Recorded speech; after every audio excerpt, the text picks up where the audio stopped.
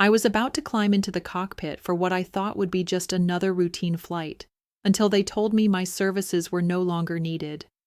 They'd fired me to cut costs, but they didn't realize who they were messing with until their planes started grounding.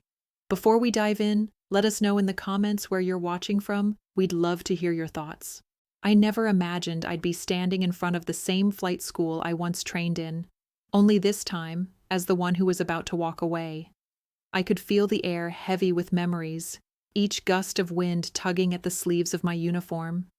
I was 53 years old and my name was Donna Blake.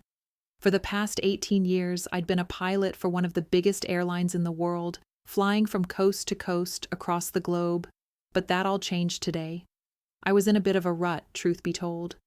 My kids were grown, and my husband Stan had always told me to retire. Let the young folks have their chance, he'd say. But the truth was, the thrill of being in the sky never left me. It was my thing, my purpose, and walking into that airport every morning felt like stepping into my own skin, until they pulled me aside this morning. "Donna, we're letting you go," my boss, Greg, said, his face stone cold. "We're cutting costs, and you're the senior pilot. You're the most expensive." I froze. I mean, I'd seen this happen to younger pilots, newer faces who weren't as experienced, but me? After 18 years, they didn't even blink before tossing me aside like a worn-out seatbelt. "I trained half of your current captains," I said, trying to keep my voice steady. But inside, I was boiling. "Yeah, about that," Greg continued. "You've done a lot for us, Donna, but it's a business decision. We're streamlining operations. You know how it is." I looked around. No one said a word. I didn't even get the courtesy of a "thank you for your service." My uniform felt like it was burning against my skin. Without another word, I left the office. The click of the door shutting behind me felt final. "Forget it," I whispered to myself. "Forget it." I handed in my uniform, took one last look at the place I'd spent nearly 2 decades of my life, and walked out. The terminal was as chaotic as always. Baggage carts rattling past, people rushing to their flights, the sound of intercoms blaring. But now, all I felt was an overwhelming emptiness. I never thought I'd be on the other side of the gate, but here I was. What Greg didn't realize, though, what none of them realized, was that I had been the backbone of this airline for years, and they had just fired the wrong person. The next few days felt like a blur. I spent my time sitting at home, staring out the window, as the reality of it all sank in. It wasn't just the loss of my job that stung, it was the sheer betrayal. I'd given everything to that airline. They had been my family, and in one swift move, they wiped me out. Stan kept telling me to relax, take a break. "You've worked your whole life, Donna. Let's enjoy the next chapter. You've earned it," he'd say. But it didn't feel like I'd earned a thing. I felt like a tool that had been discarded once it wasn't useful anymore. I could have just taken the severance, filed it away under bad breaks, and moved on. But I wasn't about to let this go. Not quietly. After all, I was Donna Blake. No one had trained more pilots than I had. No one had spent more hours in the cockpit, in every condition imaginable. I'd taught them all. How to handle turbulence, how to read the instruments, how to make the right call in those tense moments when everything could go wrong. I was the backbone, the one who kept things running smoothly. But now I was free to make a choice. I could either disappear into the background and let the system steamroll over me, or I could fight back. And I'd learned long ago that if you don't fight for yourself, no one else will. I started by making a few calls. I wasn't sure where this would go, but I knew it wasn't going to be the end of my story. The first call I made was to Lisa, one of the younger captains I'd trained. Lisa had been fresh out of flight school when I took her under my wing. She was good, a natural, but I always kept an eye on her, just like I did with all the new pilots. I had a soft spot for her. She was driven, ambitious, and, unlike some of the others, didn't take shortcuts. She worked hard, and I respected that. "Donna, what's going on? Are you okay?" Lisa asked when she picked up. "I'm fine," I said, pacing in the kitchen. Well, not really. They let me go today. After 18 years, just like that. There was silence on the other end for a moment. What? No way. That's insane. They can't just— They did, I interrupted, and I'm not about to let them get away with it. She was quiet for a second. What do you mean? I'm going to make sure they know what they're missing. They can't just cut costs without consequences. You know the pilots I trained. You know how many of them are relying on the skills I passed down. They'll be in a mess without me. I get what you're saying, but what do you want me to do? I smiled to myself, the kind of smile that felt like the beginning of something big. I need you to keep an eye on the schedules, the cancellations, the delays. I'm going to start digging. I could hear the gears turning in Lisa's head. Wait, you're telling me you think they're going to screw up? I know they are, I said, my voice firm. They won't be able to manage without the experience I've given them. And that was how it started. For the next few weeks, I watched the airline slowly fall apart. Lisa kept me updated. Canceled flights, mishandled operations, pilots struggling to maintain schedules. Each time a flight got grounded, I couldn't help but feel a small, satisfied thrill. They were starting to realize what it felt like to lose me, but they hadn't learned their lesson yet, not by a long shot. One day, I received an email from an old colleague, Bill, who had been with the airline even longer than I had. He'd been there since the beginning of the training programs, and though he wasn't part of the management, he had a reputation as a troublemaker. They're cutting corners everywhere, Donna. Flights are getting canceled left and right. Pilots are starting to notice and they're getting restless. I've heard rumblings about the crew having to fly unqualified replacements. I leaned back in my chair, a sickening feeling growing in the pit of my stomach. I knew what this meant. Without enough experienced pilots, the airline would crumble. Bill wasn't wrong. I'd trained half the people they depended on, and if they were all scrambling to cover each other's mistakes, it wouldn't be long before the cracks showed.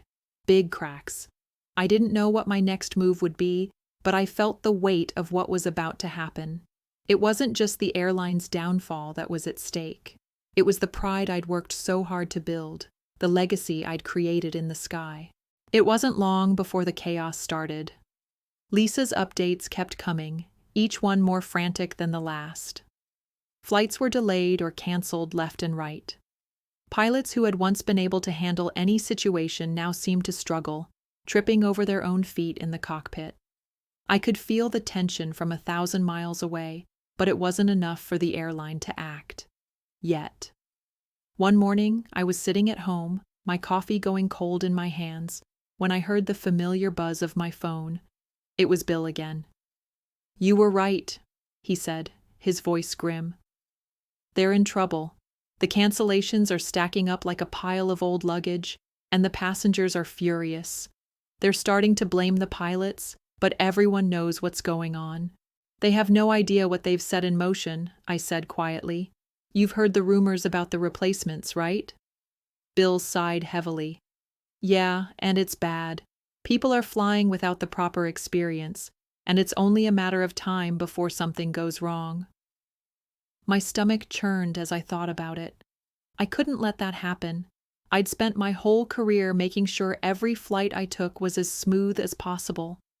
Now they were gambling with safety, and the passengers and the pilots were the ones who would pay the price. "I need to go public," I said, my decision hitting me like a bolt of lightning. "Let the world see what they've done." Bill hesitated. "Are you sure about that? You know how messy things could get.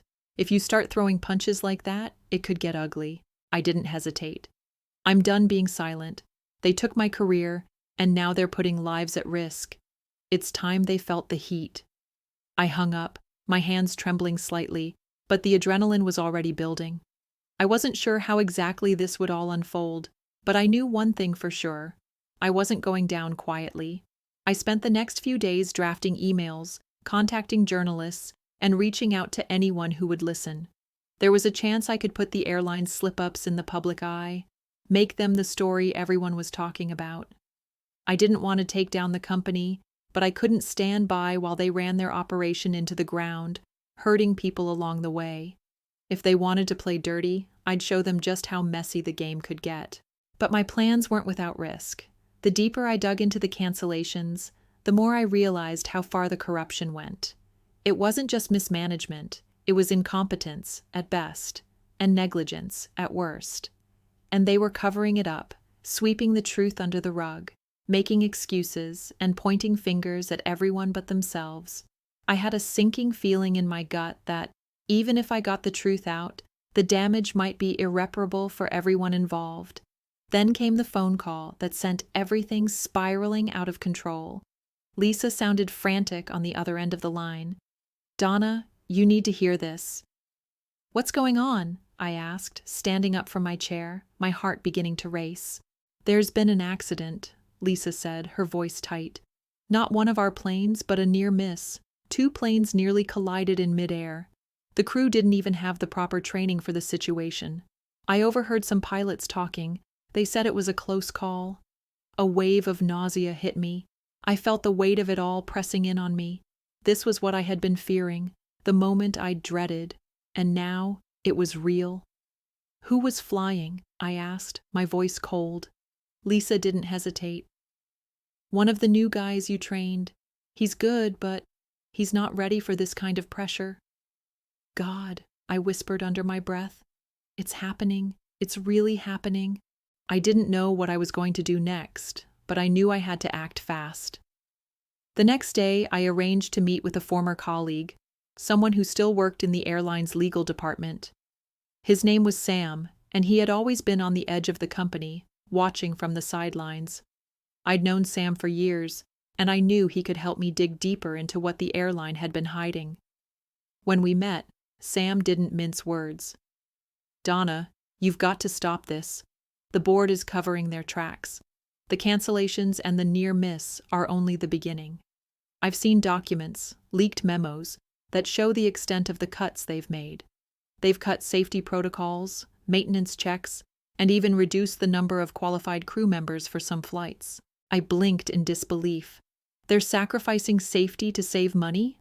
"Exactly," Sam replied, shaking his head. "I tried to warn them, but it's all about profit now. If you keep going with this, it's going to get ugly. The media will tear them apart, and you'll get caught in the middle." "Are you prepared for that?" I sat back, my mind racing. The cost of this was becoming clearer by the minute. But how could I walk away when people's lives were on the line? How could I just let it all slide? "I'm not backing down, Sam. This is bigger than just me getting fired. I've trained too many pilots, and if they won't listen to me, maybe they'll listen to the truth." He nodded slowly. "Just be careful. Once the press gets involved, there's no turning back." I knew he was right, but I couldn't turn back now. The airline had crossed the line, and I would be the one to show them the cost of their recklessness. The phone calls and meetings became a blur as I worked tirelessly to gather evidence. I wasn't just after vindication anymore. I was chasing justice for every pilot, every crew member, and every passenger who might be unknowingly at risk. The airline's slip-ups had become too numerous to ignore, and I was determined to make them pay. Lisa and I stayed in close contact. She was beginning to see what I'd been warning her about. At first, she'd been reluctant. Her career was still on the line too, and she didn't want to jeopardize everything by siding with me. But the reality had set in. The cancellations were no longer just paperwork. They were lives. "I'm in," Lisa said one evening, her voice unwavering. "I've been talking to some of the other pilots. They're noticing the same things. The maintenance is slipping, the crew's getting frustrated. They can't keep pretending this is fine." I took a deep breath. "We need to spread the word. It's time we let the media in." By this point, I had already reached out to a few investigative reporters who specialized in exposing corporate corruption. I knew it was risky. Leaking internal information, especially when it came to aviation, was a dangerous game. But the stakes were too high. And the truth had a way of sneaking out when you least expected it. The first few days after I contacted the journalists were tense.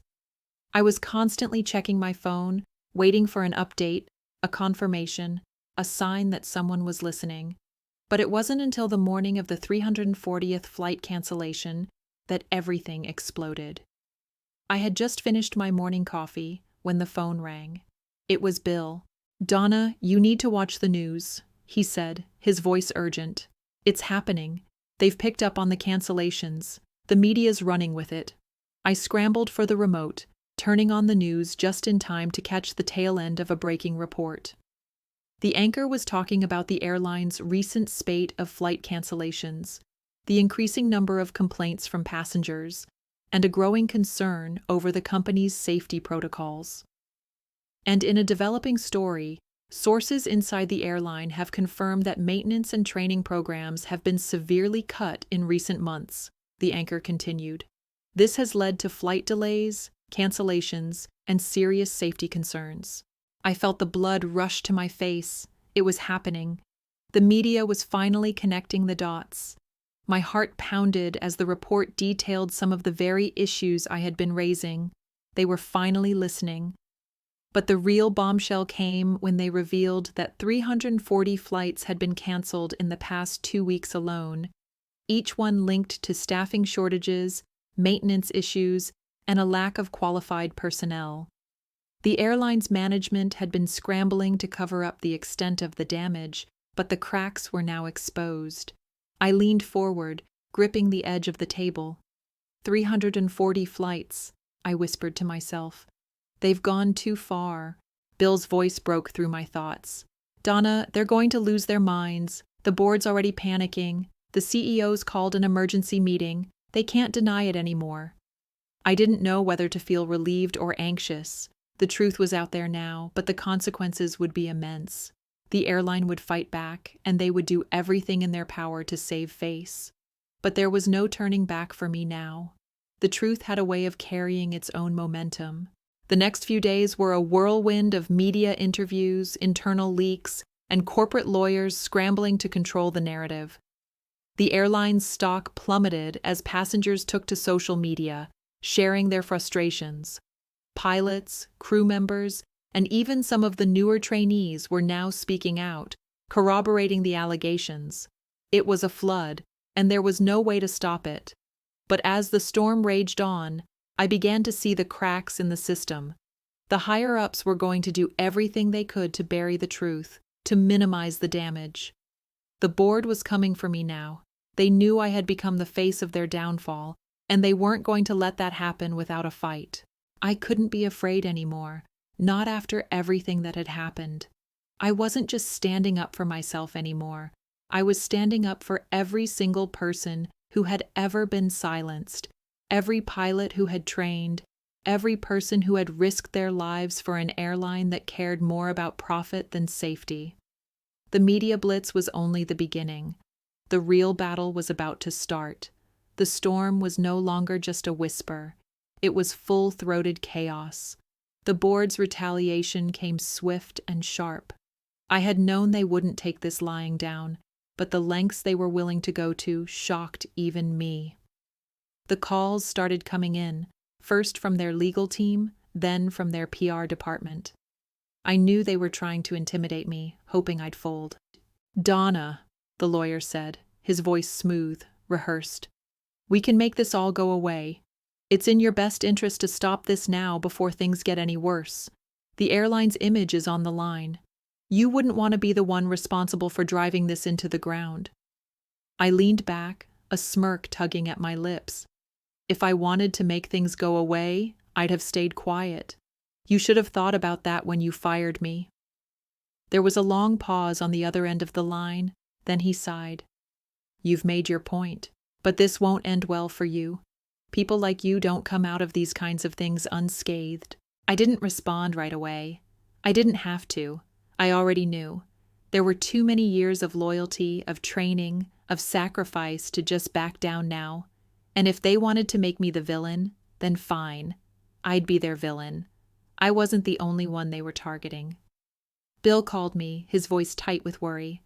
"Donna, they're threatening me. They've already started calling the people I've talked to. They're trying to dig up dirt on you, on everyone involved."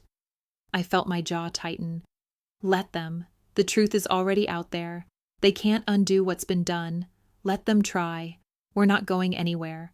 It was clear now that the airline would try to paint me as a disgruntled ex-employee, someone with an axe to grind. They'd paint me as a troublemaker, a liability to the aviation community. But that wouldn't work. Not when the facts were staring everyone in the face. The media's interest didn't wane, though. If anything, it grew. The story took on a life of its own, with new revelations surfacing every day. Even passengers who had been affected by the flight cancellations were speaking out, telling their stories of how the airline had left them stranded or scrambling for refunds.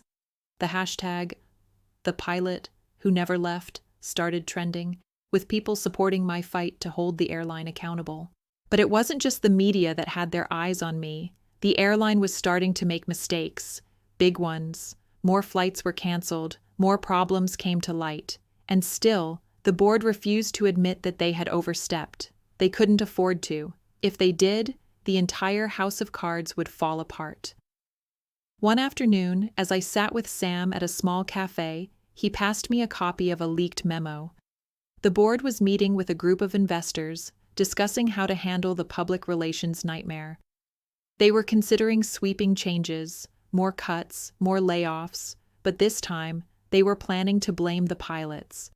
They were going to scapegoat all the crew members, everyone who had been on the front lines of the operation. I read the memo, my eyes narrowing as the truth stared me down. So, they plan to blame everyone else, huh?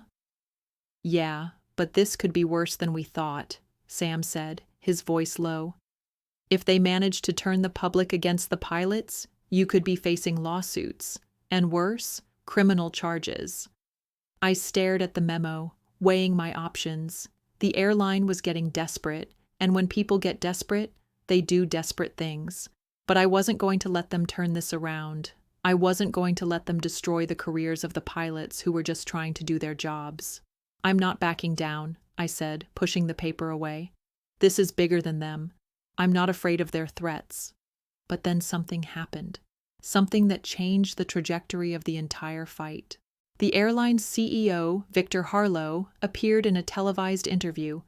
His smug smile was the first thing I noticed. He seemed completely unaffected by the firestorm surrounding the company. He was still insisting that the cancellations were due to weather, maintenance issues, and staffing shortages, blaming everything except the obvious. But then a reporter dropped a bombshell. "Mr. Harlow, we've just received an anonymous report detailing cuts to your training programs, maintenance schedules, and even pilot qualifications. There are allegations of unsafe practices. Can you explain that?" The smugness in his expression faltered. He glanced down at his notes, and I could see his jaw tighten. He recovered quickly, but it was too late. The cracks were showing. The truth was leaking out from every corner. Harlow's next words were his undoing. "These are unfounded accusations. We've done everything by the book, and I'm confident that any issues will be resolved internally." I could feel the air shift in that moment. The narrative was changing. Public opinion was beginning to shift in my favor. This wasn't just about me anymore. It was about a company that had failed its employees, its customers, and most importantly, the people who depended on their flights. And just as I had predicted, the airline couldn't keep up the charade for much longer. Within days, the CEO was forced to step down, the board of directors was in disarray, and a federal investigation was launched into the airline's practices. The media kept coming at them, exposing more and more of the flaws in their operation. Flight cancellations surged, pilots started walking off the job, passengers began booking with other airlines. Finally, it hit them. Their mistake was irreversible. In the midst of all this, I received a letter. It was from the airline's new interim CEO, apologizing for the oversight and offering me a chance to return to my position. They wanted to make things right. But by then, I knew exactly what they were offering, a way to save face. I tore the letter up before I even finished reading it. I didn't need their apology. I'd already won. I'd trained half of their captains, and 340 canceled flights later, the world knew exactly what they had done. The truth had come out. And I was free.